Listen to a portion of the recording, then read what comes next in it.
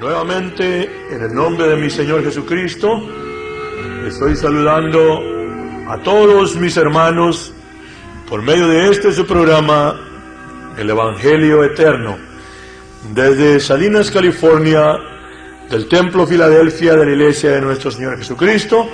Les saludo a mis hermanos en nombre de mi Jesús y también de todos mis hermanos que, tanto en este lugar como de diferentes partes, colaboran y han prestado su respaldo en sus oraciones y económicamente para que este trabajo siga adelante. Quiero una vez más invitarles a mis hermanos para que pidamos al Señor su bendición como lo hemos hecho en cada ocasión, sabiendo y entendiendo y reconociendo que Él es el de la virtud. Él es el que puede, Él es el que sabe, Él es el que tiene lo que necesitamos nosotros, y entonces a Él es a quien pedimos.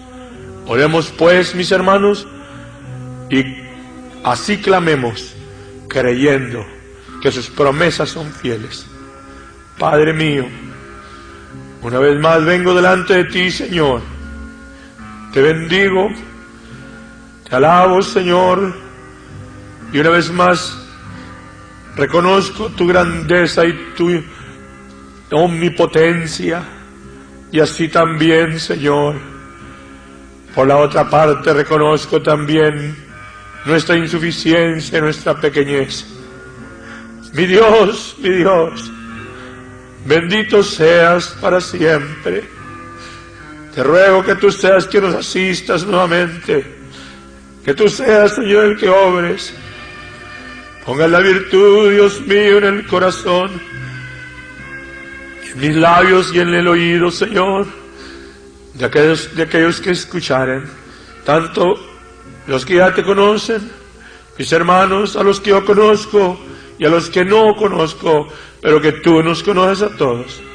Como también te ruego por aquellos que, aún no conociéndote, escucharen por primera o más veces tu obra en sus vidas. Señor, sea tu virtud la que obre, no lo nuestro, sino tu Espíritu Santo. En el nombre precioso de Jesucristo, mi Salvador, te lo ruego.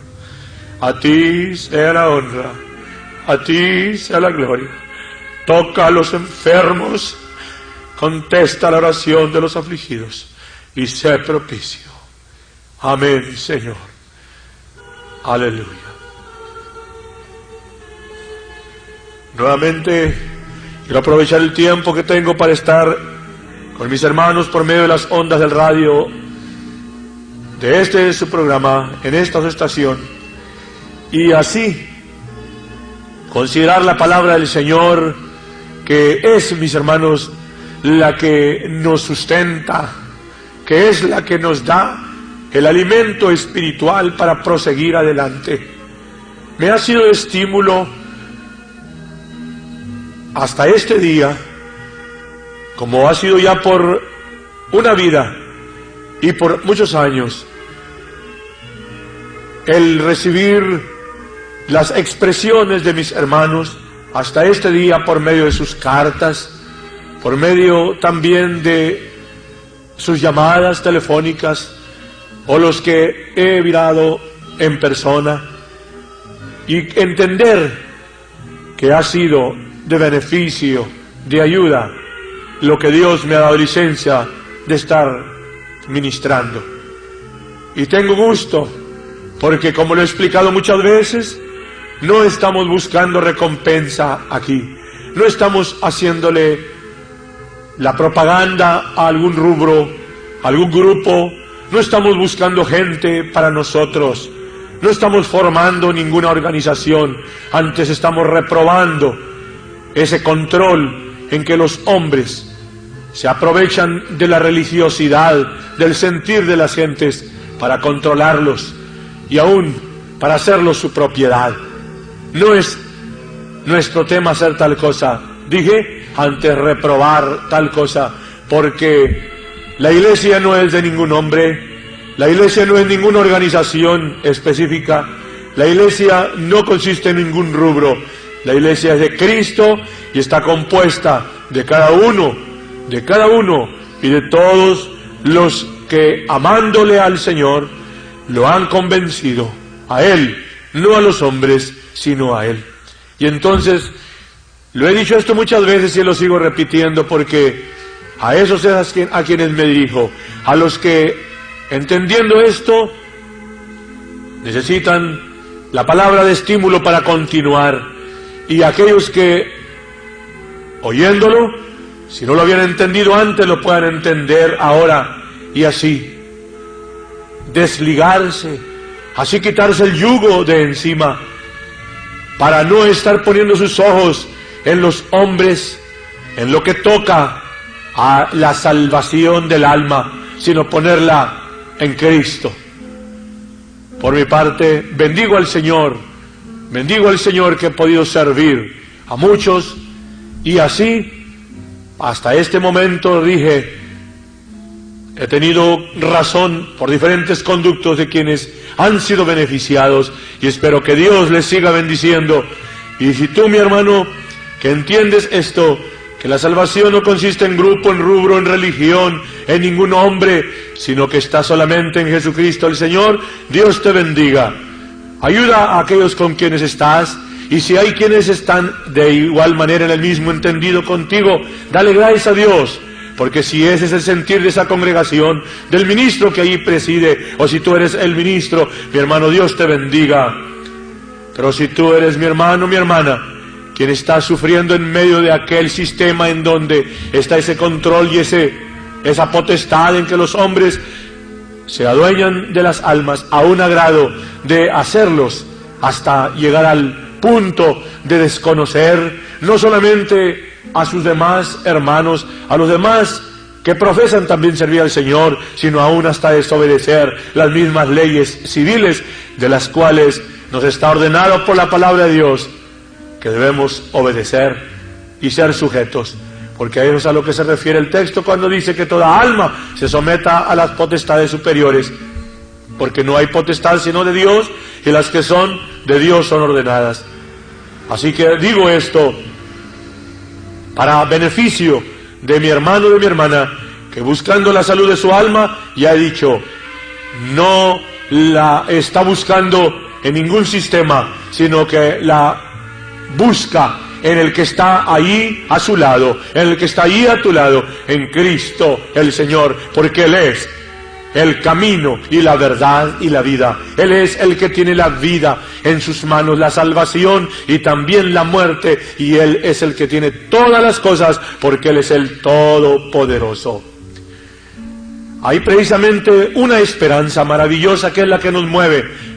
Es la que ha movido desde el tiempo de la antigüedad a los que han servido al Señor en los siglos que han quedado atrás, en los milenios que han quedado atrás, y es el sentir, o es la esperanza que mueve el sentir de los hijos de Dios para continuar adelante, mirando al Señor, sirviéndole en santidad, en obediencia, en humildad, en sinceridad, en esas virtudes que vienen de Dios y que deben de estar en cada uno de los que profesa ser seguidor de Cristo, que profesa ser cristiano. Hay una razón, dije, que es la mayor, que es la principal, que nos mueve para continuar, y esta es precisamente la esperanza de que un día, cuando el Señor aparezca en las nubes en gloria, tengamos los que ya están en los sepulcros, durmiendo en el polvo de la tierra, ser despertados, volver a la vida, resucitar, para así también recibir cuerpos en gloria, cuerpos glorificados, cuerpos semejantes a los cuerpos de los ángeles, y los que estamos en pie, o los que estuviéramos en pie, ser transformados y dejar de vivir en esta condición humana, transformarnos para pasar a la dimensión del Espíritu, y así, en un cuerpo glorificado, subir unos y los otros a encontrar al Señor en el aire, para estar siempre con el Señor. En la primera carta a los Corintios, el apóstol San Pablo, en el capítulo 15, nos dice lo siguiente. En todo el capítulo casi habla de este tema de la resurrección, pero de una manera muy particular quiero llamar la atención en el verso 50 y el 51 y el 52. Esto, empero, digo, hermanos, que la sangre y la carne no pueden heredar el reino de Dios, ni la corrupción hereda la incorrupción. He aquí, os digo un misterio: todos ciertamente no dormiremos, mas todos seremos transformados. En un momento, en un abrir de ojo, a la final trompeta, porque será tocada la trompeta, y los muertos serán levantados sin corrupción, y nosotros seremos transformados. Dije, si hay alguna razón que nos mueve para caminar, es precisamente esta esperanza. En cierta ocasión, Pablo, hablando delante de las autoridades civiles que lo llevaban preso, por acusación de aquellos religiosos que, no aceptando el mensaje, trataban de destruirlo, y dando testimonio delante de aquellos hombres que estaban en el poder, habló de la resurrección y le dijo Festo, cuando oyó que Pablo hablaba de la resurrección de los muertos, una expresión muy conocida para mis hermanos que conocen la palabra del Señor: estás loco, Pablo, estás loco, Pablo. Cuando oyó de la resurrección, dijo, las muchas letras te han vuelto loco, estás loco. Y Pablo le contestó, no estoy loco, excelentísimo Festo, sino que hablo palabra de verdad y de templanza. Porque dice que le hablaba de la resurrección de los muertos. Este mismo apóstol es el que en este capítulo, mis hermanos, nos da razón, que si Cristo no resucitó de los muertos, vana entonces es nuestra predicación, vana es nuestra fe. Aún somos hallados falsos testigos de Dios, porque hemos testificado de Dios que Él haya levantado a Cristo, al cual no levantó, si en verdad los muertos no resucitan. Porque si los muertos no resucitan, tampoco Cristo resucitó. Y si Cristo no resucitó, vuestra fe es vana, aún estáis en vuestros pecados, dice. Entonces también los que durmieron en Cristo, o sea, los que han muerto en el Señor, son perdidos. Y dice en resumen, si en esta vida solamente esperamos en Cristo, los más miserables somos de todos los hombres, si no hubiera resucitado. Pero entonces agrega, dice, mas ahora Cristo ha resucitado de los muertos, primicia de los que durmieron es hecho. Y agrega también, siguiendo el curso del mismo capítulo, de otro modo, dice, ¿o por qué nosotros peligramos a toda hora? Si por la gloria que en orden a vosotros tengo en Cristo Jesús, Señor nuestro, cada día muero. Si como hombre batallé en Éfeso contra las bestias, ¿qué me aprovecha si los muertos no resucitan? Comamos y bebamos, que mañana moriremos. No erréis, las malas conversaciones corrompen las buenas costumbres. Esta es, dije, la médula, esta es la parte principal del mensaje del Señor, porque si solamente hubiera venido nuestro Señor Jesucristo para presentar un mensaje de moralidad, los hay mensajes que han presentado los filósofos en el tiempo de la antigüedad, líderes religiosos que se han levantado en el transcurso de los milenios, y que para esta fecha inclusive hay quienes son sus seguidores en grandes números, en grande número, pero todos ellos fueron vencidos por la muerte. Terminó su vida aquí y hasta ahí llegó. Quedaron sus libros, quedaron sus escritos, quedaron sus preceptos, y son muchos los seguidores de uno, de otro y de otro, y de diferentes tiempos y en diferentes lugares, que sostienen las enseñanzas de aquel su líder religioso, de aquel filósofo a quien miran, a quien quieren oír y leer sus enseñanzas. Pero aquí está la diferencia. Cristo el Señor no es un hombre, no fue un hombre común. Y ya sabemos, los que conocemos la palabra del Señor y tenemos la revelación de Dios para entender la verdad, sabemos bien que está escrito: Dios estaba en Cristo reconciliando el mundo así. Así está escrito.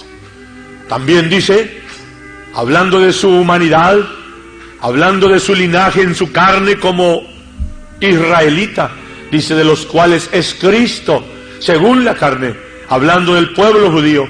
Y luego habla de su divinidad, el cual es Dios sobre todas las cosas, bendito por los siglos. Amén. El mismo apóstol San Pablo también dice: grande es el misterio de la piedad. Dios ha sido manifestado en carne. Dios ha sido manifestado en carne. Cristo no fue un hombre común. Cristo no fue un hombre vulgar. No fue un hombre como todos los demás. Fue Dios manifestado en carne. Y la prueba entonces está en que, habiendo traído su mensaje, no nomás el mensaje de moralidad, como ya dije, que también otros los han enseñado, sino que después de haber presentado su mensaje, ciertamente de la más alta moralidad, porque no hay moralidad más perfecta que la enseñada por Cristo el Señor. ¿Quién puede comparar las enseñanzas del Maestro de la vida? ¿Quién puede igualar las enseñanzas del Señor que hacen, que subliman la vida y así elevan el impulso y el sentir humano al nivel superior máximo en lo que toca a los niveles de las virtudes humanas? Cristo lo hizo, lo enseñó, efectuó milagros, hizo sanidades, sanó enfermos, hizo oír los sordos, ver los ciegos, andar los paralíticos, curar los leprosos, resucitar los muertos, multiplicar los panes y los peces, aún andar sobre el mar, calmar la misma tempestad. Pero no terminó ahí, sino que fue hasta el martirio y sufrió en su humanidad la muerte. Y fue puesto en la sepultura después de haber sido clavado, y allí en la cruz del Calvario pagar como hombre, el hombre perfecto, el santo, el que no tuvo pecado, pagar el precio de la redención del género humano. Y así fue puesto, dije, en el sepulcro, pero no quedó ahí, no quedó ahí. Los grandes filósofos ahí están en el sepulcro. Los grandes líderes religiosos de todas las edades están en el lugar donde fueron puestos. Ahí está su polvo, ahí está su cuerpo hecho tierra. Pero Cristo, al tercer día, resucitó. Hace 1950 años ya, que resucitó de los muertos, y desde entonces se ha predicado el mensaje de salvación y de victoria, y el mensaje de esperanza de la resurrección. Alguien decía, y yo me agrego a esa expresión: yo soy testigo de la resurrección de Cristo. Y quien no creyendo preguntó: ¿cómo es posible que usted, viviendo muchos siglos después de que Cristo estuvo en carne, pueda atreverse a decir que Cristo, o que es testigo que Cristo resucitó? Dos pruebas tengo. La primera es que nadie pudo cambiar mi vida, sino solamente el Cristo resucitado. Y la segunda es, Él dijo: si yo fuere, el Consolador no vendrá, pero si yo fuere, os lo enviaré. Y yo soy testigo de ese don precioso del Espíritu Santo de Dios, del Consolador que el Señor ha enviado desde el día del Pentecostés hasta este día a todos los que lo piden de Él. Cristo resucitó de entre los muertos. Y ahora la esperanza de la iglesia ha sido desde el día en que Él presentó su mensaje y lo confirmó con su resurrección.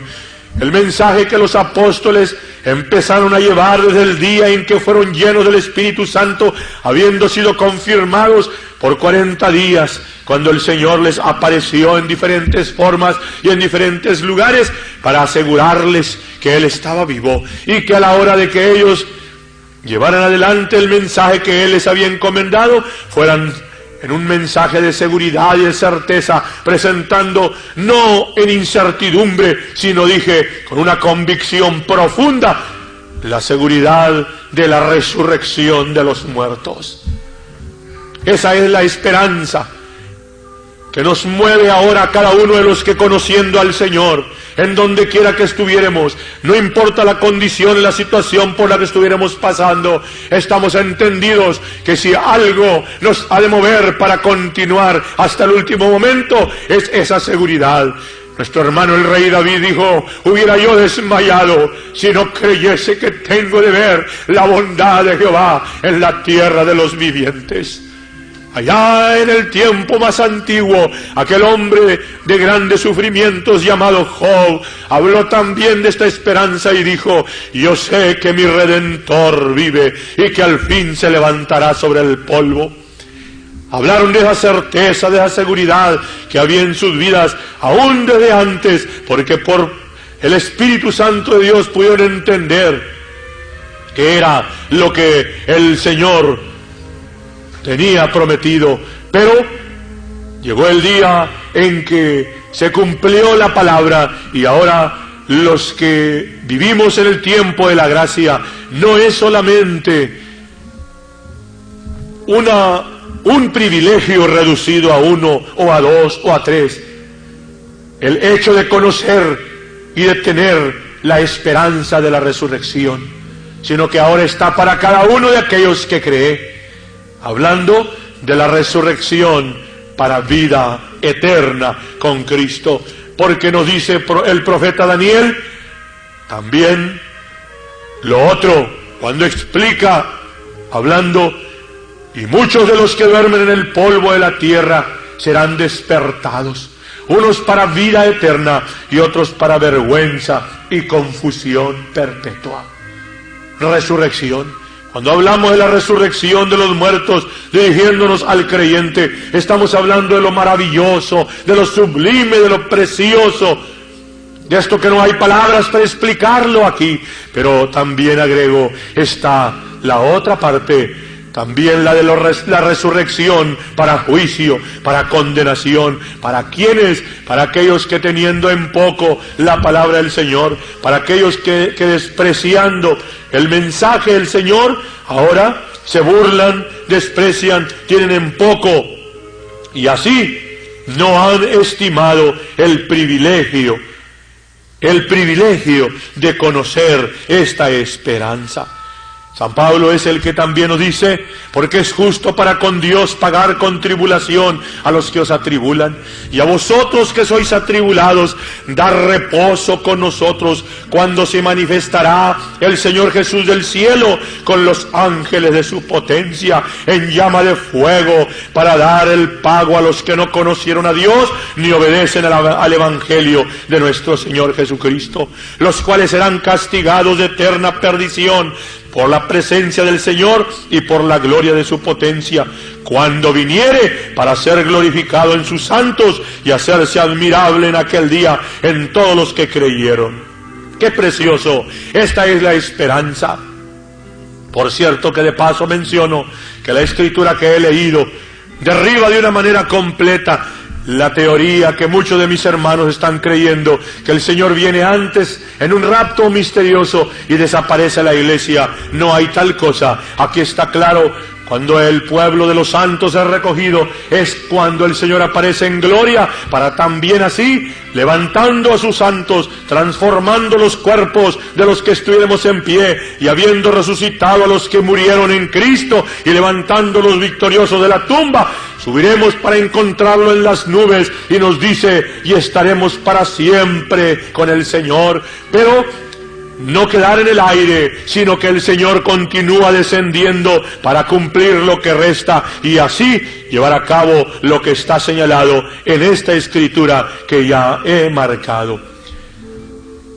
La esperanza de la resurrección es la que nos alienta para continuar y es la que sé que ha de sostener a mi hermano y a mi hermana que habiendo ya conocido al Señor, ahora le ama, que le sirve, que ahora también en donde estuviere, sea en una congregación donde sienten lo mismo que él, o sea que esté en medio de cristianos que profesan un cristianismo de apariencia y no sirven al Señor como el Señor quiere, o sea que estuviere solo, sea en medio de las multitudes en las grandes ciudades, o sea allá en las montañas o en los desiertos, pero allí donde está el que tiene esta esperanza, dice mi hermano Juan, en él se purifica como también él es limpio. Cuando da razón de aquella expresión maravillosa donde dice, muy amados, ahora somos hijos de Dios. Pues aún no se ha manifestado lo que hemos de ser, pero sabemos que cuando Él apareciere, seremos semejantes a Él, porque le veremos como Él es. Hablando también San Juan de esta maravillosa esperanza, de la transformación de nuestros cuerpos, de la resurrección de los muertos. Mi hermano, si tú ya has invocado el nombre de Jesucristo, nuestro Dios, en el bautismo, para el perdón de tus pecados, bendice al Señor por ese privilegio y con humildad y reconocimiento reténlo y guárdalo y no te enseborrezcas, antes teme. Si has recibido ya de Dios el don de su Espíritu Santo, bendice al Señor por ello y así también agradécele el privilegio que te ha dado. Si conoces las cosas del Señor, sírvele. Si no lo has hecho, mi hermano, mi hermana, obedece, hazlo. Pide y recibe de Dios lo que Él ha ofrecido para la salvación. Y así, amemos al Señor. Lo que rodea, lo que nos estuviera a nuestro alrededor, eso es secundario. Lo que importa es que el sentir esa pasión y ese amor por Cristo que he dicho y que seguiré repitiendo, que es el distintivo con lo que el Señor habrá de conocer a los que son suyos, porque San Pablo nos dice también que el que no amare al Señor Jesucristo sea anatema, porque Él viene pronto. Maranata, dice, el que no amare al Señor. Entonces la clave está en amarle, no de labios, no por compromisos, dije, de hombres, no por este grupo, ni es que el templo, ni aquella otra organización, sino amarle con todo el corazón y así amar a nuestro prójimo, amar a los que nos rodean, amar a nuestros enemigos aún, bendecir aún a los que nos presiden en las autoridades civiles y a todos aquellos que estuvieron en eminencia, como nos manda la palabra del Señor, siendo movidos para enseñar las virtudes que solamente por Cristo pueden estar en la vida del humano que ahora cree en Él. Dios os bendiga, pues, es mi oración.